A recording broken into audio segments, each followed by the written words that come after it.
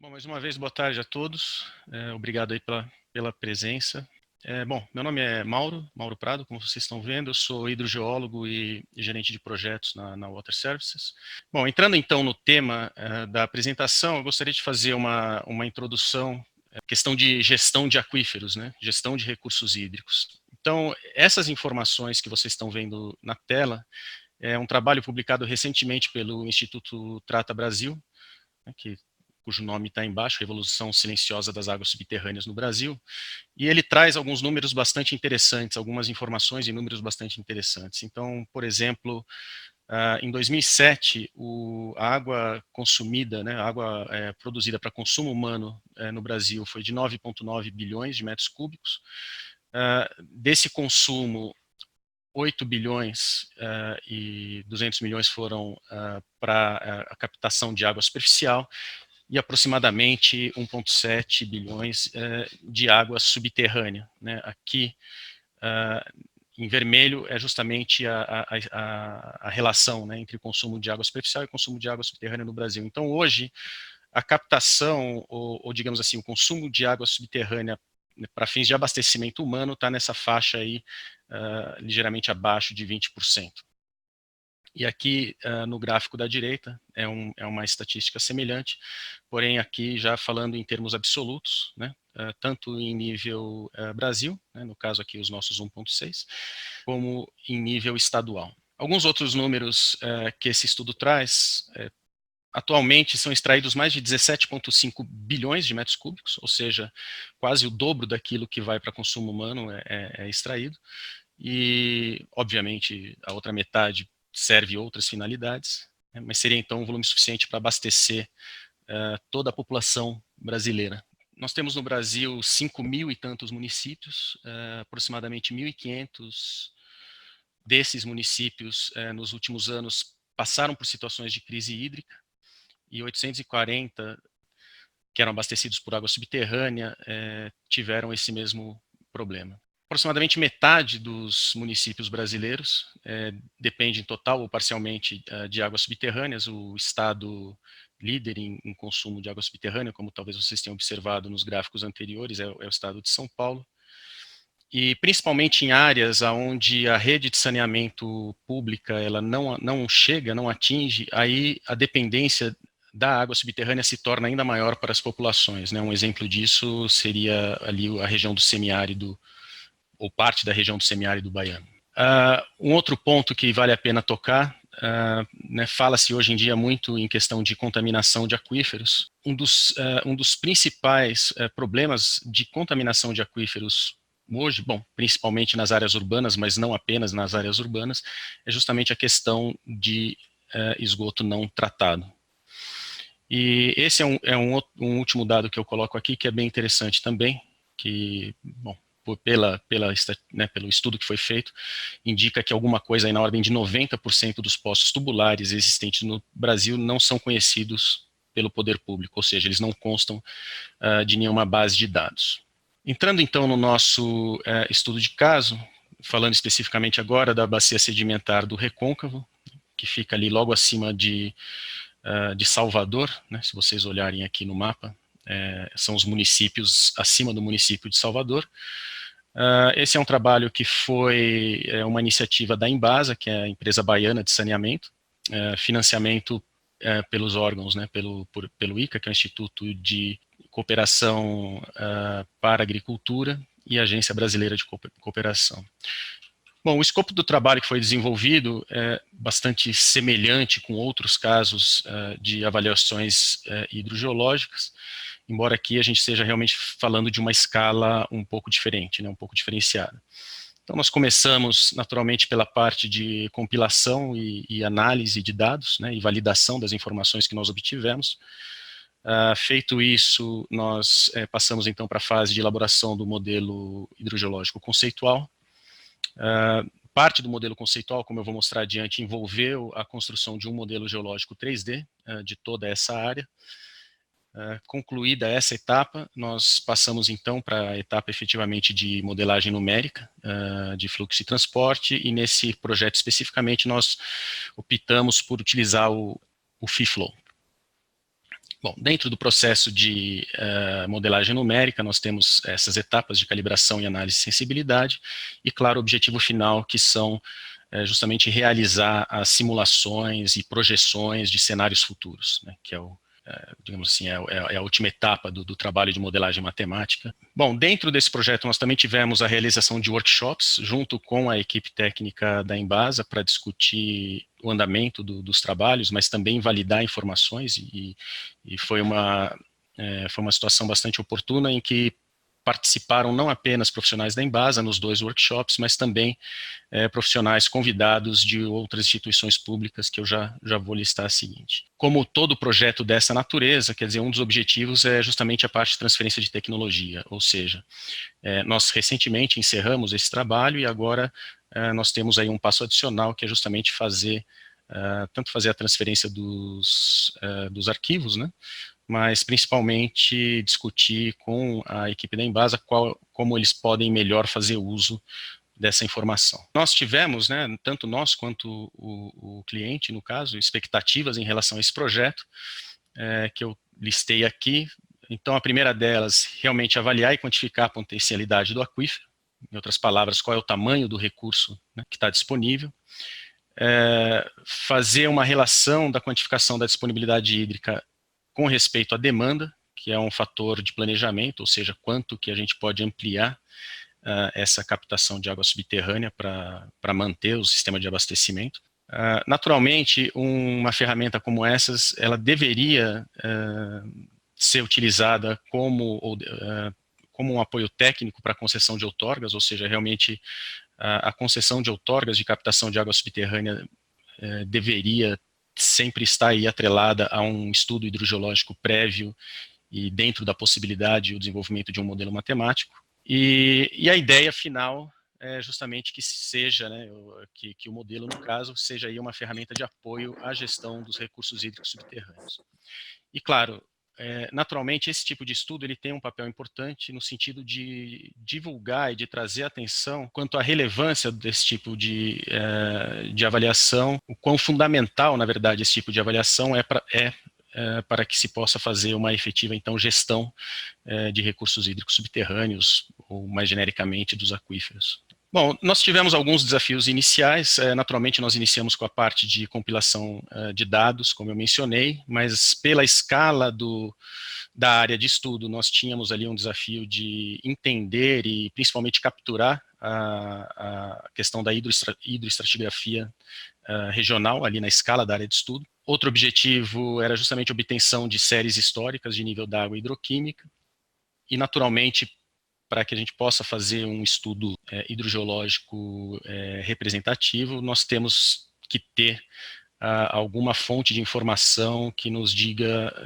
que nos dê pelo menos a ordem de grandeza dos parâmetros hidrodinâmicos dessas unidades hidroestratigráficas, que são os aquíferos e aquitárticos. A imagem que eu coloquei aqui na direita, ela mostra as províncias hidrogeológicas do Brasil, segundo a CPRM, mas o que eu queria chamar a atenção é justamente essa rede de monitoramento mantida pela CPRM, que são os poços do RIMAS, né, que é essa rede integrada de monitoramento de águas subterrâneas, e que é extremamente interessante essa rede, porque, diferentemente, digamos, do CIAGAS e algumas outras bases de dados, esses poços eles são ativamente monitorados. Então, aqui, só a título de exemplo, eu puxei o dado de um poço aqui do aquífero Urucuia, que está no oeste do estado da Bahia, e nós temos dados de variação de nível da água desde 2012 até o final de 2018. Então, isso aqui é uma informação fundamental.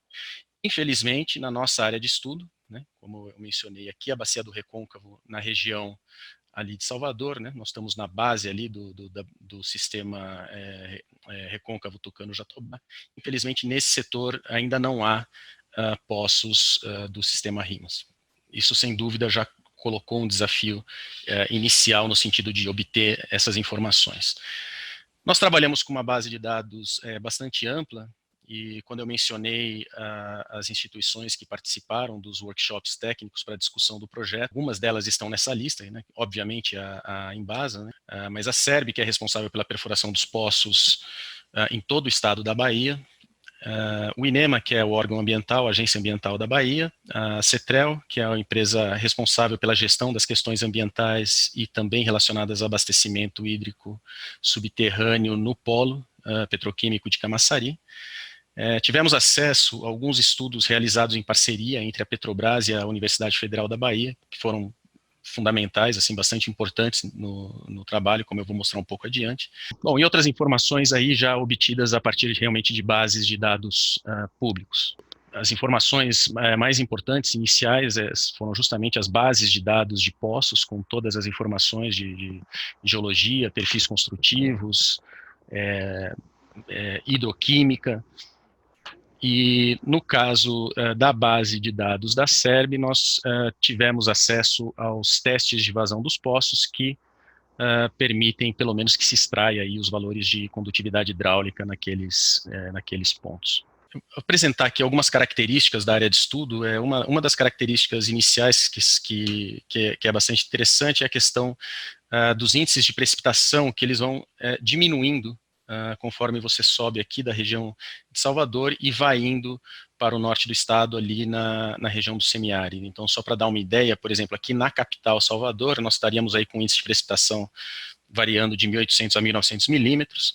Já no norte da nossa área de estudo, e nós estamos falando aí de coisa de 80, 100 quilômetros talvez, esses índices já caem aqui na faixa de 1.500 a 1.600. Então, aqui do lado a gente mostra os dados de duas estações climáticas.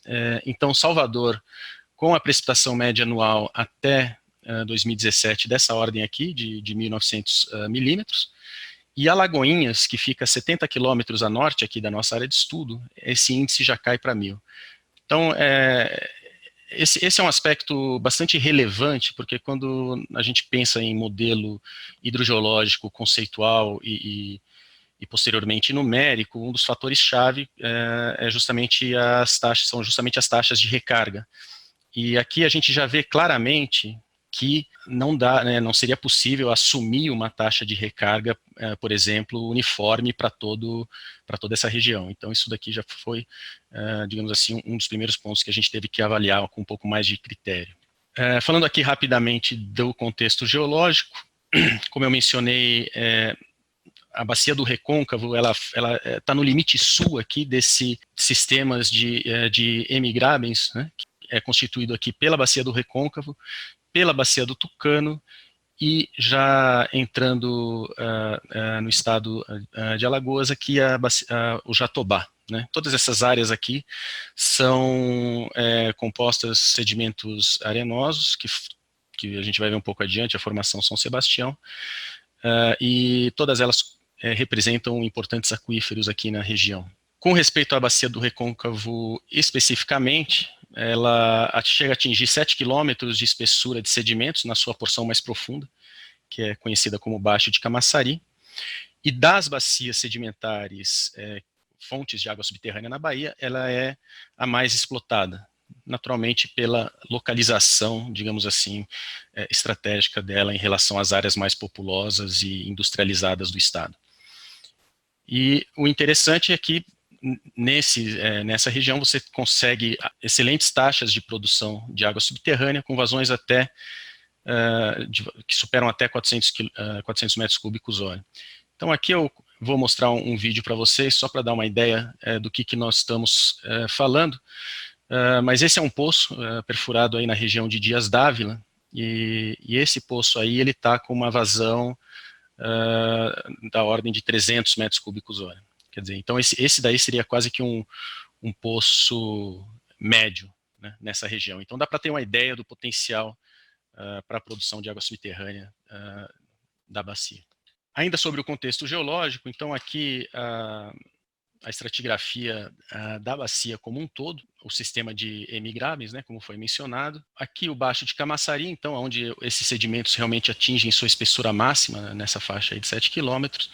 E a formação de maior interesse para o nosso estudo é justamente essa formação que está aqui em amarelo, que é a formação São Sebastião, representada aqui também na coluna estratigráfica esquerda, que é, de longe, o principal aquífero de todo esse sistema de rift. Falando um pouco da hidrogeologia, Aqui nós estamos vendo basicamente um mapa geológico mostrando as zonas de afloramento das diferentes unidades, e o São Sebastião, então, é a unidade que aflora na maior parte da área de estudo. Como eu mencionei, é a unidade mais produtiva do ponto de vista hídrico, tanto pela sua espessura, que pode atingir até 2 quilômetros, mas principalmente pelas suas propriedades físicas e também do ponto de vista de qualidade da água subterrânea. Bom, um dos desafios de trabalhar com um modelo nessa escala é que, de alguma maneira, a gente precisa representar essa geologia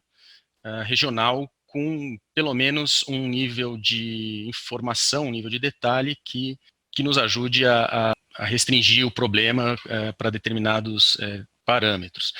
Então, uma das fontes de informação mais valiosas que nós obtivemos, e é justamente o que eu mencionei sobre a questão do convênio entre a Universidade Federal da Bahia com a Petrobras, esse senhor professor Valadão Neto, hoje aposentado pela Universidade Federal da Bahia, em 2006 ele fez um trabalho que, na nossa opinião, é realmente único, ou extremamente singular quando a gente fala de hidrogeologia aqui no Brasil. Ele, utilizando dados de poços exploratórios da Petrobras, ele construiu 23 seções hidrogeológicas, atravessando toda essa região aqui, que pega o Recôncavo e também já pega ali o começo da bacia de Tucano, o Tucano Sul. E o que nós vemos aqui, que é extremamente interessante, é que ele não apenas fez uma interpretação, digamos assim, da geologia, ou seja, da geometria das unidades,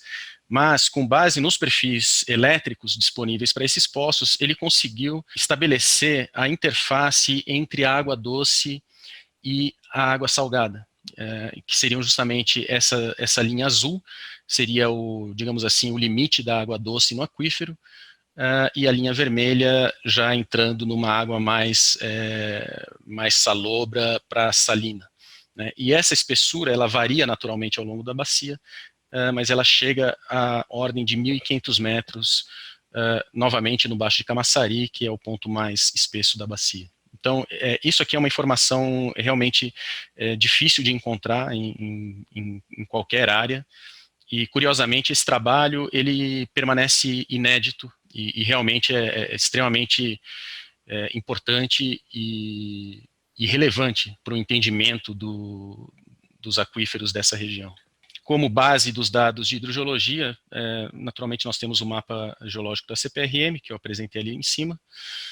Nós utilizamos, então, as seções hidrogeológicas interpretadas pelo professor Valadão Neto, 3 seções sísmicas que foram interpretadas em outros estudos, que nós incorporamos também na nossa avaliação, 86 poços exploratórios, também parte dessa base de informação relacionadas à elaboração das seções hidrogeológicas, e naturalmente todo o cadastro de poços tubulares da região, contemplando aí Embasa, a SERB, o CIAGAS, que é o Sistema Nacional de Informação de Poços mantido pela CPRM, e o INEMA, que nos forneceu a base de dados de outorgas, que também nos ajudou a fechar esse conjunto de informações. E aqui do lado, então, é só uma ideia do número de poços tubulares, ou das informações, né, de poços tubulares que foram levantadas aí como parte do estudo. Parte do modelo conceitual envolveu o desenvolvimento de um modelo geológico 3D, e a intenção, em primeiro lugar, era desenvolver a geometria das unidades de interesse, particularmente, como eu mencionei, o aquífero São Sebastião. Mas também com esse trabalho de modelagem, nós pudemos depois facilmente transferir essa geometria para o pacote de modelagem numérica de fluxo, o FIFLOW. Então, essa é uma prática que nós temos adotado em grande parte dos nossos trabalhos, justamente de desenvolver a geometria das unidades utilizando um pacote de modelagem geológica, como o GeoModeler ou o Leapfrog, e depois transferir esses modelos para os pacotes de modelagem numérica de fluxo. Então, aqui é só para dar uma ideia do processo de construção do modelo. O que nós estamos vendo aqui são justamente aquelas seções regionais depois que elas foram georreferenciadas e inseridas no primeiro arcabouço aqui para a construção do modelo geológico. Aqui é a base de dados dos poços, né, esses mais curtos que vocês veem aqui com essa aparência listrada são os poços tubulares de captação de água, e os mais longos, então, são aqueles 86 poços de exploração de petróleo, cujos dados constam justamente das seções que foram trabalhadas. Nós inserimos também as estruturas regionais, aquelas que já constavam de estudos existentes e outras que foram interpretadas com base nas informações que nós levantamos para avaliação. E o produto final é esse daqui, o modelo 3D da região. Nós estamos vendo aqui nesse perfil, bom, principalmente nesse perfil aqui, que seria olhando de oeste para leste a formação Candeias, mas, como eu mencionei, o principal aquífero, que é o São Sebastião, é justamente essa unidade que aflora aqui em amarelo, em todo esse setor da área de estudo.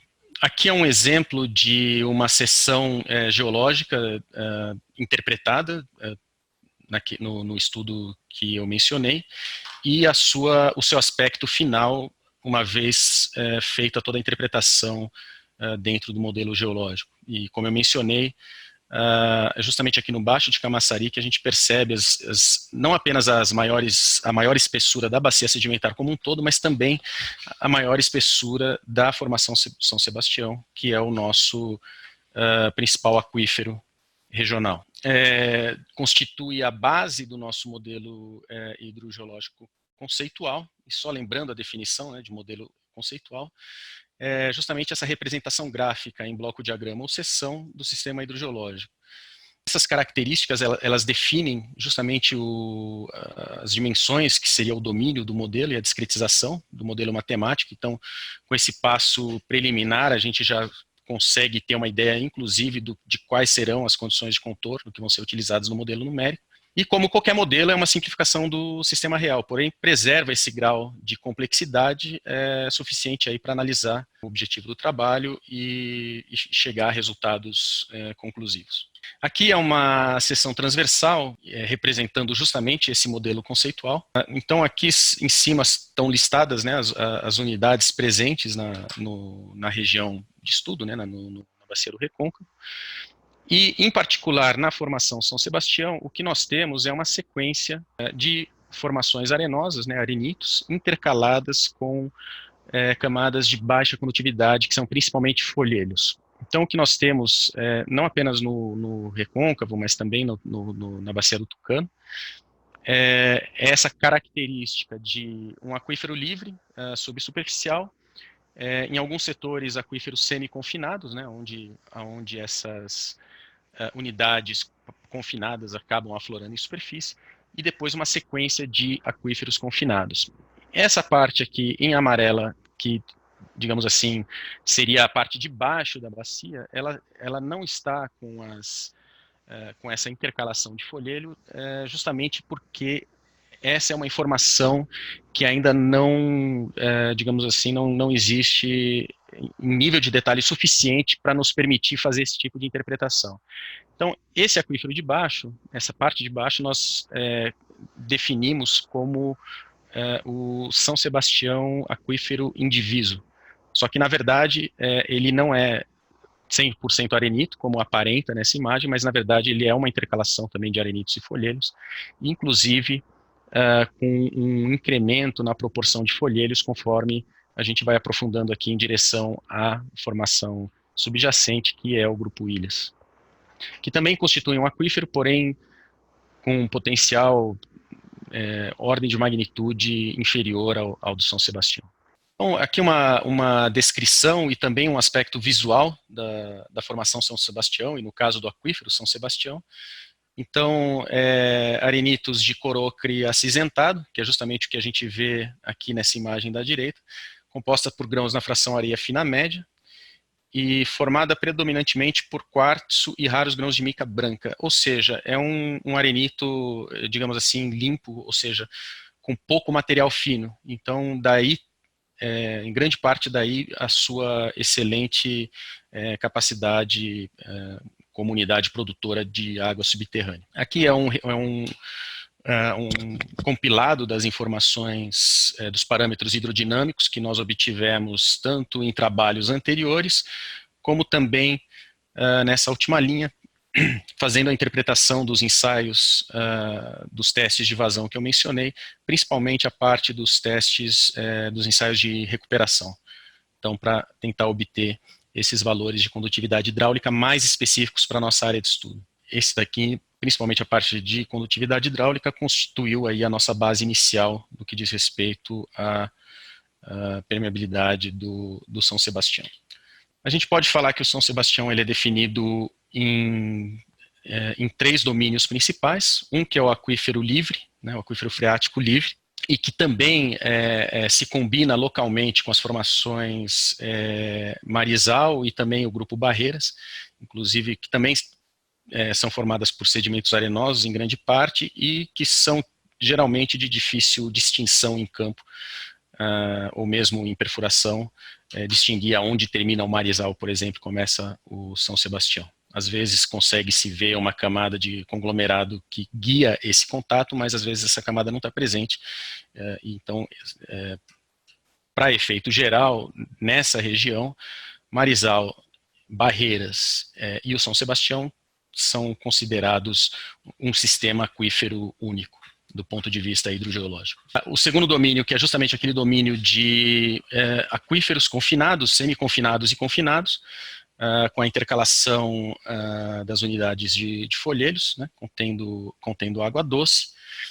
E essa unidade, como vocês viram naqueles perfis anteriores, ela varia muito em termos de profundidade, mas aí a partir de uma profundidade máxima aí da ordem de 1.500 metros, você entra então no São Sebastião salinizado, né, com água salina, que aí já não seria apropriada para consumo. E na imagem da direita nós temos o mapa potenciométrico regional, sem considerar o bombeamento que existe na região, né? Esse é um mapa que foi construído utilizando apenas os níveis estáticos, mas dá para ver claramente um sistema de fluxo, digamos, preferencial em direção ao oceano, né? O Oceano Atlântico, no caso, uma zona de descarga, mas também aqui uma outra direção de fluxo, mais localizada, descarregando então na Baía de Todos os Santos.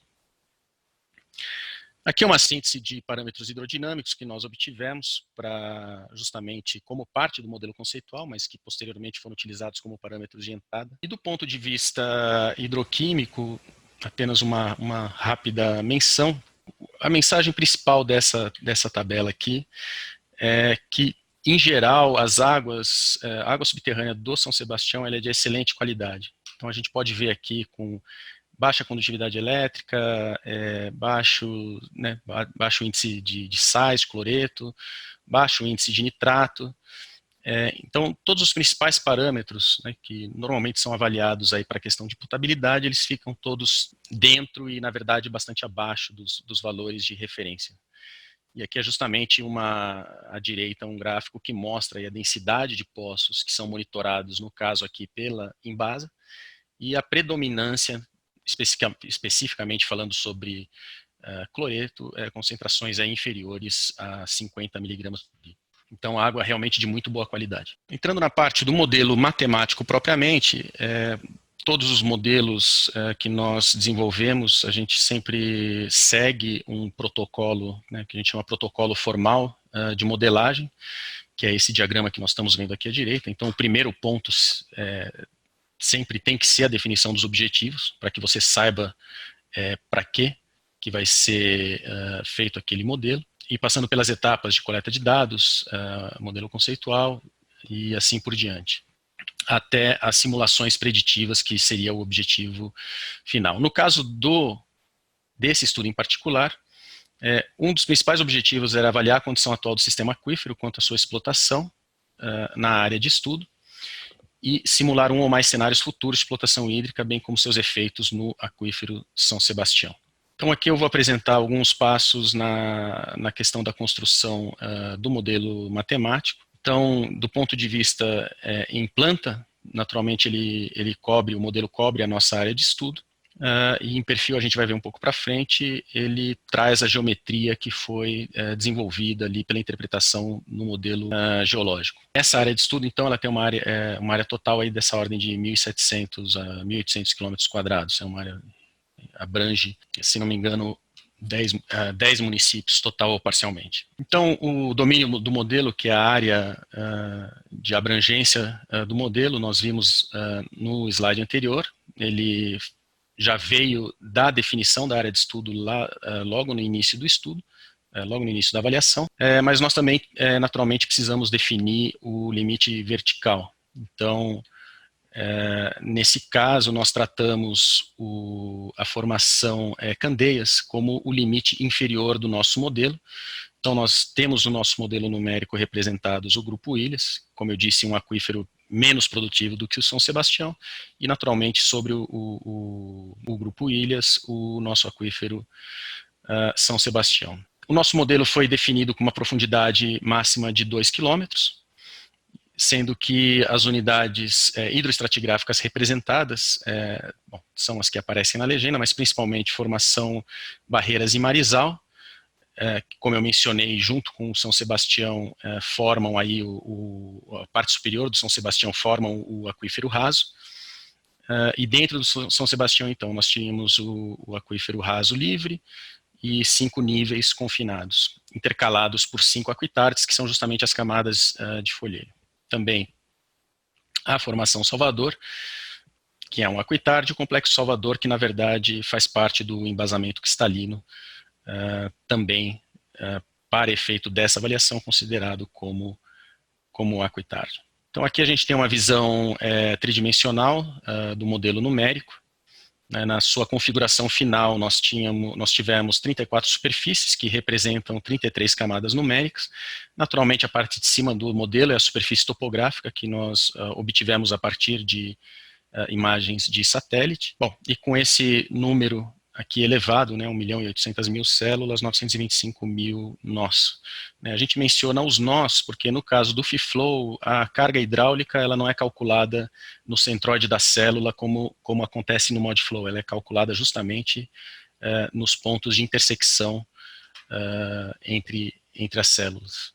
Então daí a relevância, então são 925.000 pontos aí de carga hidráulica calculada no modelo. Do ponto de vista de condições de contorno, nós representamos 3 grandes reservatórios que existem na região Santa Helena, Joanes 1 e Joanes 2 como cargas constantes. Cargas constantes também foram utilizadas para representar o contato aqui, o limite com o oceano, para representar essas zonas de descarga. Nós utilizamos essa feição seepage phase, que pode ser entendida como um dreno, para representar então os principais rios que cortam a nossa área de estudo.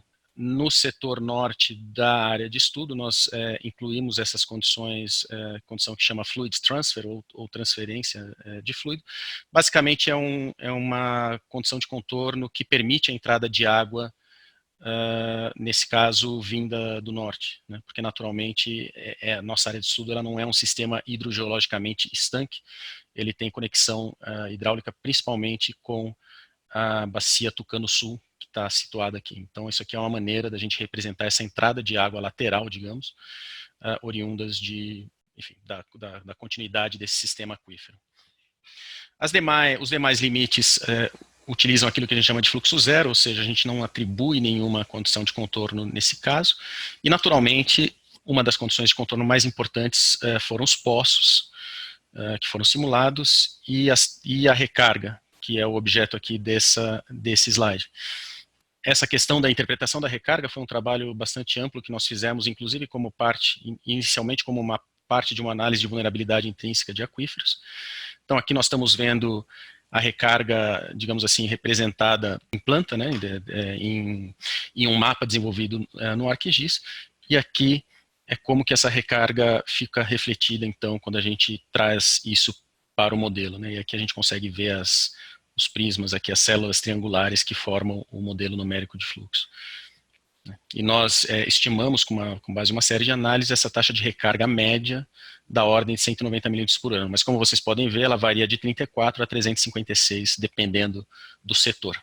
Aqui nós temos uma indicação dos poços tubulares que foram simulados no modelo, em total de 241, sendo que 83 desses situados ali na região do polo de Camaçari e em torno, que inclusive responde por aproximadamente metade do consumo de água de toda essa bacia, na ordem de 10 mil metros cúbicos hora. e os poços que foram utilizados para efetiva calibração do modelo, né? E aí nós utilizamos uma série de critérios, né, buscando representatividade tanto lateral, espacial lateral, quanto vertical, ou seja, poços que interceptassem os diferentes aquíferos. E utilizamos dados de monitoramento de fontes diversas. Uma das grandes dificuldades desse trabalho é que, como eu mencionei lá no começo, não havia, na verdade não há, para a maioria desses poços, dados de monitoramento hidrogeológico. Então, principalmente questão de monitoramento de nível estático e dinâmico, né? Normalmente, cada poço desses tem a sua ficha com seu perfil geológico construtivo e os dados técnicos referentes à época quando o poço foi instalado. E alguns deles, como eu mencionei, têm informações do teste de vazão realizado logo na instalação. Bom, o processo de calibração, para aqueles que estão familiarizados com modelagem numérica, no caso, a principal informação que nós tínhamos para calibrar era justamente a questão dos níveis, ou seja, a carga hidráulica, embora não fosse uma base de dados perfeita, mas foi a melhor que nós conseguimos desenvolver, né? O processo de calibração, normalmente a gente inicia por um procedimento manual, né, buscando a correspondência entre os valores observados em campo e aquilo que é calculado pelo modelo. E quando nós já tínhamos conseguido uma calibração bastante razoável, então a gente faz o refinamento utilizando esse programa PEST, que faz essa calibração de forma automática, porém respeitando os intervalos que a gente insere como valores realistas para cada um dos parâmetros. Só uma visualização do resultado final da calibração e os parâmetros estatísticos, né? A nossa média da raiz quadrada normalizada, no fim, nós obtivemos foi da ordem de 10%. Eu vou falar um pouco adiante sobre algumas limitações que nós enfrentamos aí na questão da modelagem matemática, mas de forma geral a gente percebe que, enfim, conseguimos reproduzir esse alinhamento e inclusive conseguimos reproduzir a potenciometria que havia sido desenvolvida no modelo conceitual. E aqui são justamente os parâmetros de condutividade hidráulica já para o modelo calibrado para cada uma das unidades de interesse, sendo que no São Sebastião nós temos aqui várias unidades, né, entre os aquíferos e os aquitardes. Fizemos um trabalho de análise de sensibilidade para verificar quais parâmetros, digamos, impactam, a variação de quais parâmetros impacta mais nos resultados do modelo. E interessantemente é justamente o aquífero livre que mostrou um maior grau, o modelo mostrou um maior grau de sensibilidade para variações nos parâmetros do aquífero livre, mas também em parte dos aquíferos confinados. Nós fizemos, finalmente, com o modelo pronto, simulações de fluxo, o objetivo sendo verificar o efeito que um incremento na captação de água subterrânea pode vir a ter no futuro. Então, nós utilizamos como base para essa análise esse plano de abastecimento de água da região metropolitana de Salvador, que na verdade abrange o município de Salvador, mas abrange toda a área, inclusive da nossa área de estudo, né? E aqui é só um exemplo dessas projeções, né, os cálculos feitos inicialmente em 2010, projetando isso até 2040. Né? Como nós já estamos, na verdade, praticamente em 2020, 2020 foi considerada aqui a nossa, digamos, condição inicial, ajustando naturalmente para os valores que nós conhecemos de fato. Os cenários que nós elaboramos foram justamente o cenário atual, 2020, e o cenário futuro 2040. E a ideia, então, sendo representar esse incremento de vazão nesse período de 20 anos. E também fazendo essa separação entre água para consumo humano e água industrial, que na verdade seria para todos os demais usos. Então, no cenário de 2020, a gente vê aqui o balanço hídrico. Nós temos aqui o volume de recarga. A gente percebe, como esperado, que os rios recebem bastante água como fluxo de base, o próprio São Sebastião. Os reservatórios, dependendo da situação, eles recebem água ou contribuem água para o aquífero. Naturalmente, a linha de costa sendo uma zona de descarga e a nossa fronteira norte e noroeste é uma zona de entrada de fluxo, que é justamente a vazão que vem aqui da continuidade dos aquíferos aqui para esse setor norte e nordeste, representados aqui também a vazão dos poços. Então, o que nós vemos aqui é uma sequência de cálculo da superfície piezométrica para os vários aquíferos. Então, aqui nós temos o aquífero livre na condição de hoje.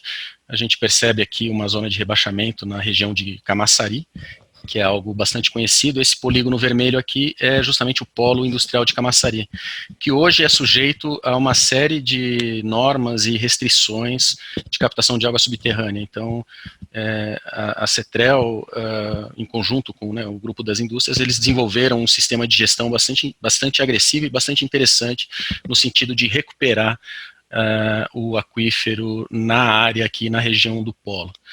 Então, nós temos essa configuração para o aquífero livre, e aí nós vamos passando para os demais aquíferos. Então, para o primeiro nível confinado, para o segundo nível confinado, para o terceiro nível confinado, quarto, até chegarmos lá no aquífero indiviso, né? E aí a gente claramente percebe que a captação principal, ou a maior parte da captação, ocorre nos aquíferos confinados. Bom, aí aqui no cenário 2040, no cenário futuro, o que a gente percebe principalmente é esse aumento aqui na vazão dos poços. Então, enquanto no cenário atual nós estamos aí na ordem de 21 mil metros cúbicos hora, nesse cenário futuro, a gente está aí na faixa dos 30 mil metros cúbicos hora, né, em toda essa região.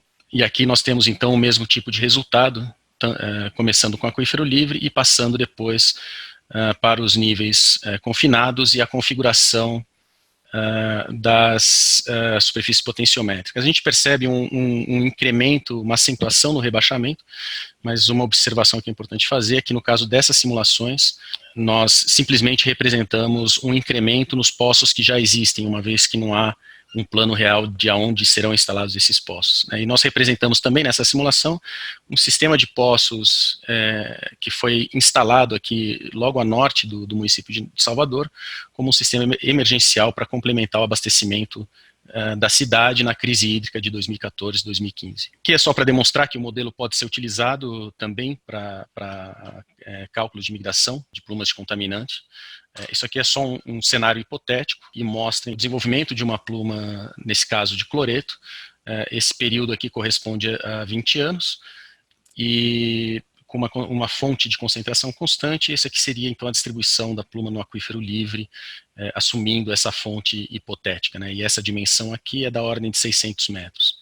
Então, é outro tipo de análise que a gente pode fazer com o modelo. Passando então rapidamente, as principais limitações em relação ao trabalho de modelagem foi realmente a questão de dados, né? A questão, tanto algumas áreas onde não há informação de poços existentes, em algumas áreas também não há informações de ensaios de aquífero que tenham sido realizados, mas a principal dificuldade é justamente a questão do monitoramento do nível d'água, né, que acabou sendo uma das recomendações principais que foram feitas aí ao final desse trabalho. Mas, de toda maneira, né, como conclusões gerais que nós obtivemos, então, que as taxas de bombeamento praticadas atualmente são sustentáveis a longo prazo, ou seja, eles não estão bombeando acima da recarga. Eu não mostrei o número, mas a recarga está aí na faixa de 35 mil metros cúbicos e hoje eles estão bombeando 21. Então,